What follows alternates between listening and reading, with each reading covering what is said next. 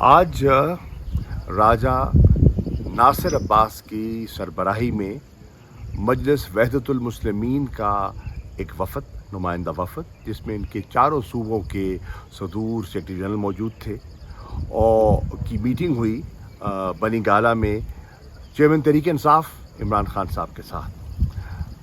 ہم نے مل کر ایک MOU پر دستخط کیے ہیں اور فیصلہ کیا ہے کہ سیاسی طور پر ہم نے انشاءاللہ آنے والے دنوں میں ایک دوسرے کے ساتھ تعاون بھی کرنا ہے اور مل کے ساتھ چلنا ہے۔ یہ الحمدللہ ہماری جو دینی حلقے ہیں ان میں تحریک انصاف میں وہ جو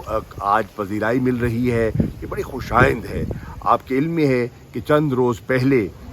مولانا شیرانی کی سربراہی میں ایک وفد آیا اور انہوں نے پاکستان تحریک انصاف کے ساتھ ایک MOU سائن کیا۔ پھر آپ کے علم میں ہے کہ جماعت اہل سنت کے جید قائدین کا اور علماء اور مشائخ کا ایک وفد آیا اور وہ عمران خان صاحب سے ملا، اور آج مجلس وحدت المسلمین کا جو وفد آیا انہوں نے ہمارے ساتھ ایک انڈرسٹینڈنگ کا ایک میمورینڈم سائن کیا ہے۔ انشاءاللہ مل کر پاکستان کے لیے،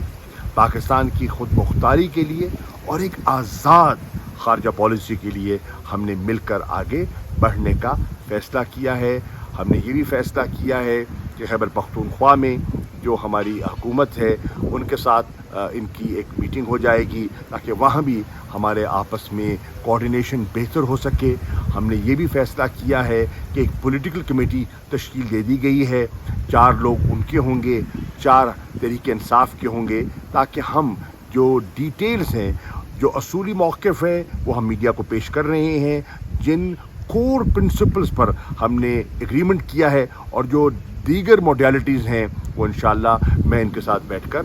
آنے والے دنوں میں طے کروں گا۔ شکریہ۔